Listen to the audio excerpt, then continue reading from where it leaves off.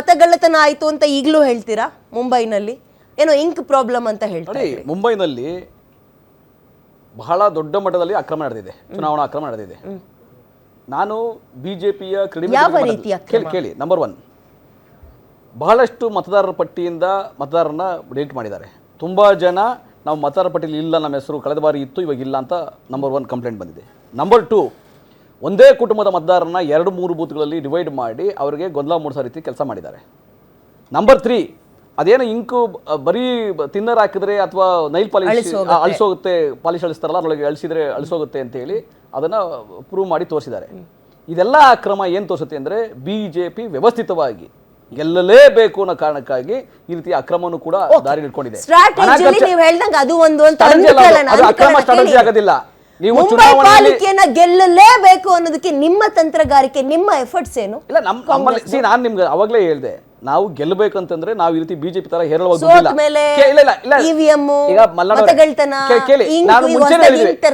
ಮುಂಚೆನೂ ನಾವು ಹೇಳಿದ್ವಿ ಇದೇ ಮಾತನ್ನ, ನಾವು ಚುನಾವಣಾ ಸಮಯದಲ್ಲೂ ಹೇಳಿದ್ವಿ, ಮುಂಚೆನೂ ಹೇಳಿದ್ವಿ. ಬಿಜೆಪಿ ಅಕ್ರಮ ಮಾಡ್ಲಿಕ್ಕೇನೆ ನಾನು ಅನ್ಕೊಂಡಿದ್ದೀನಿ ಒಂದು ವಿಭಾಗ ಏನಾದ್ರು ಮಡಗಿದ್ಯಾ ಅಂತ ಗೊತ್ತಿಲ್ಲ. ಇಷ್ಟೊಂದು ಎಲ್ಲ ಎಲೆಕ್ಷನ್ ಅಲ್ಲೂ ಹೇಳ್ತಿರಲ್ಲ ನಟರಾಜ್ ಗೌಡ್ರೆ, ಯಾಕೆ ನೀವು ಒಂದು ರಿವ್ಯಾಲ್ಯೂಯೇಷನ್ ಹಾಕಬಾರ್ದು? ಇಲ್ಲ, ಆಗುತ್ತೆ. ಈಗ ನಾವು ಕೇಳಿ, ಈಗ ನಾವು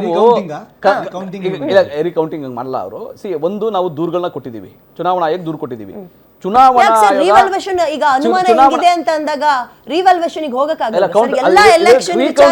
ಮತಗಳ್ಳತನ ಅಂದ್ರೆ ರೀಕೌಂಟಿಂಗ್ ವಿಷಯ ಅಲ್ಲ. ಮತಗಳ್ಳತನ ಅಂದ್ರೆ ಉದ್ದೇಶಪೂರ್ವಕವಾಗಿ ಬಿಜೆಪಿ ವೋಟ್ ಹಾಕಲ್ಲ ಅನ್ನೋಂಥ ಮತಗಳನ್ನ ಅಲ್ಲಿಂದ ಅಳಿಸಿ ಹಾಕುವಂಥದ್ದು, ಕೊನೆಗಳಿಗೆ ಅಳಿಸಿ ಹಾಕುವಂಥದ್ದು ಈ ಕೆಲಸವನ್ನ ಮಾಡ್ತಾ ಇದೀವಿ.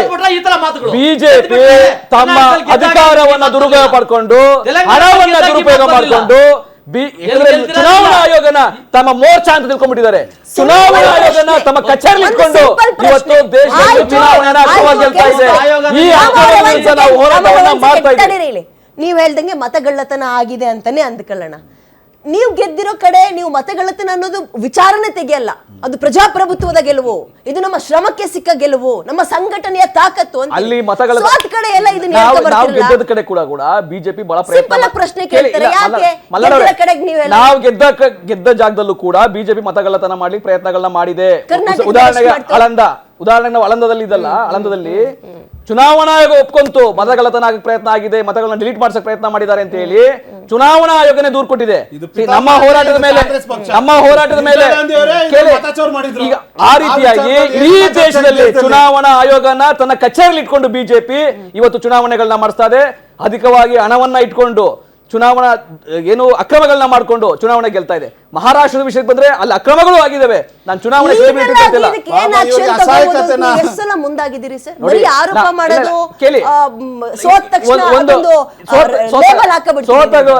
ನಾವು ಎಲ್ಲಾ ಸಮಯದಲ್ಲೂ ಕೂಡ ಇದ್ರ ಬಗ್ಗೆ ನಾವು ಧ್ವನಿ ಎತ್ತಿದ್ದೀವಿ, ಹೋರಾಟವನ್ನ ಮಾಡಿದೀವಿ.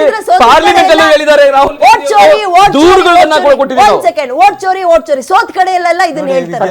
ಸತ್ಯ ಅಲ್ರಿ. ಒಂದು EVM ಸರಿ ಇಲ್ಲ, ಅದಕ್ಕೊಂದು ಎಲೆಕ್ಷನ್ ಕಮಿಷನ್ ಆಫ್ ಇಂಡಿಯಾ ಅವರು ಅವರ ಆಫೀಸರ್ಸ್ ಜೊತೆಗೆ ಯಾರು ಎಲೆಕ್ಷನ್ EVMನ ತಯಾರು ಮಾಡಿದ್ದಾರೆ, BL ನಮ್ಮ ಪ್ರತಿಷ್ಠಿತ BL ಫ್ಯಾಕ್ಟ್ರಿಯವ್ರನ್ನ ಕರೆಸಿ, ಎಕ್ಸ್ಪರ್ಟ್ಸ್ನ ಕರೆಸಿ ಒಂದು ಕಡೆ ಕೂಡಿಸಿ ಎಲ್ರೂ ಹೇಳಿ, how it can be hacked, you prove me ನಾವು ಅಂಥೇಳಿ. ವೋಟಿಂಗ್ ಮಿಷಿನ್ ಎಲ್ಲ ಪೂರ್ತಿ ಬಿಚ್ಚಿ ಪಕ್ಕದಲ್ಲಿ ಇಟ್ಟು, ನೆಟ್ಟು ಬೋಲ್ಟ್ ಎಲ್ಲ ಪೂರ್ತಿ ಬಿಟ್ಟು, ನಾವು you tell me how this can be hacked, prove ಮಾಡಿ ನನಗೆ ಅಂತ. ಸುಮ್ಮನೆ ಆರೋಪ ಮಾಡೋದು ಬೇರೆ. ನಾನು ಪ್ರೆಸ್ ಕಾನ್ಫರೆನ್ಸ್ ಮಾಡ್ತೀನಿ, ಆರೋಪ ಮಾಡ್ತೀನಿ, ಮದ್ರಾಸ್ಗೆ ಹೋಗ್ತೀನಿ, ಆರೋಪ ಮಾಡ್ತೀನಿ, ಡೆಲ್ಲಿಗೆ ಹೋಗ್ತೀನಿ, ಆರೋಪ ಮಾಡ್ತೀನಿ, ಲೆಟರ್ ಬರೀತೀನಿ, ಸಾಕ್ಷಿ ಆರೋಪ ವಿತ್ ಸಾಕ್ಷಿ.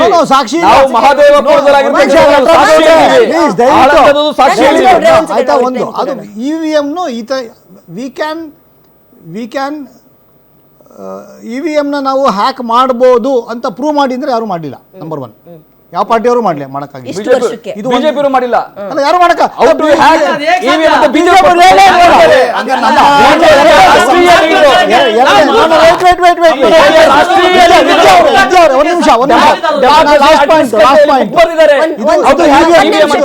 EVM ಬಗ್ಗೆ ಆಯ್ತು.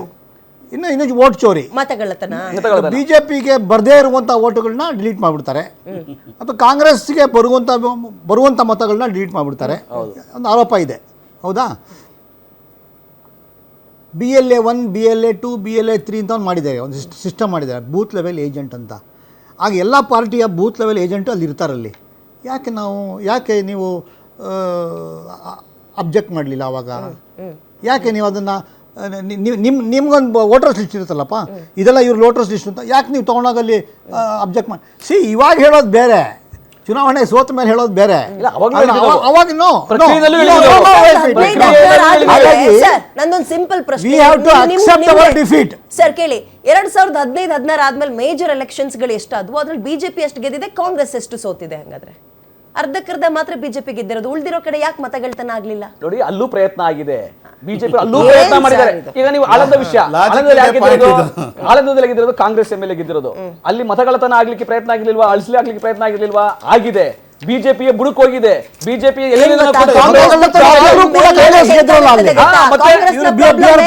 ಅಲ್ಲ, ಅದೇ ಮತಗಳ್ತನ ಮಾಡಕ್ಕೆ ಪ್ರಯತ್ನ ಮಾಡಿ ಸೋಲಿಸೋ ಪ್ರಯತ್ನ ಮಾಡಿದ್ರು. ಹೆಂಗ್ ಕಾಣಿಸ್ತಾ ಇದೆ ಅಂದ್ರೆ, ಎಲೆಕ್ಷನ್ ಗೆಲ್ಬೇಕು ಅಂತ ಹಾಕೋ ಎಫರ್ಟ್ ಗಿಂತ ಜಾಸ್ತಿಯಾಗಿ ಸೋತ್ ಮೇಲೆ ಏನ್ ರೀಸನ್ ಕೊಡ್ಬೇಕು ಅನ್ನೋದಕ್ಕೆ ನೀವು ಶ್ರಮ ಹಾಕ್ದಂಗೆ ಕಾಣಿಸ್ತಾ ಇದೆ. ಸತ್ಯ ಹೇಳಕ್ ನೋಡ್ರಿ, ನಾವು ಮಹಾರಾಷ್ಟ್ರದಲ್ಲಿ ಬರ್ತಾ ಇದೆ. ಅಕ್ರಮದ ಬಗ್ಗೆ ನಾವು ಬಹಿರಂಗವಾಗಿ ಯಾವತ್ತೂ ಹೇಳ್ತೀವಿ.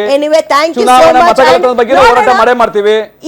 ಇಲ್ಲಿಯ ಅಂದ್ರೆ ಆ ರಾಜ್ಯದ ರಿಸಲ್ಟ್ ನಮ್ಮ ಮೇಲೆ ಎಷ್ಟರ ಮಟ್ಟಿಗೆ ಪರಿಣಾಮ ಬೀರುತ್ತೆ? We don't think so. ಅದನ್ನ ಸರ್ ಹೇಳಿದ್ರಲ್ಲ, ಅದೇ ಎಲೆಕ್ಷನ್ ಬೇರೆ, ಇದೇ ಎಲೆಕ್ಷನ್ಗಳು ಬೇರೆ ಅಂತ. ಆ್ಯಂಡ್ ಇಲ್ಲಿರುವಂತಹ ಲೀಡರ್ಸ್ಗಳು ಅಷ್ಟೊಂದು ಸುಲಭವಾಗಿ ಬಿಟ್ಕೊಡುವಂಥವ್ರಲ್ಲ. ಕಾಂಗ್ರೆಸ್ನಲ್ಲಿ ನಾವು ಸದ್ಯದ ಮಟ್ಟಿಗೆ ನೋಡ್ದಂಗೆ ಬಿ ಜೆ ಪಿಯಲ್ಲಿ ಲೀಡರ್ಸೇ ಇಲ್ಲ ಅಂತಲ್ಲ, ಇರುವಂತಹ ಲೀಡರ್ಸ್ಗಳು ಒಟ್ಟಾಗಿ ಹೋಗ್ತಾ ಇಲ್ಲ ಅನ್ನೋದು ಕಾರಣ.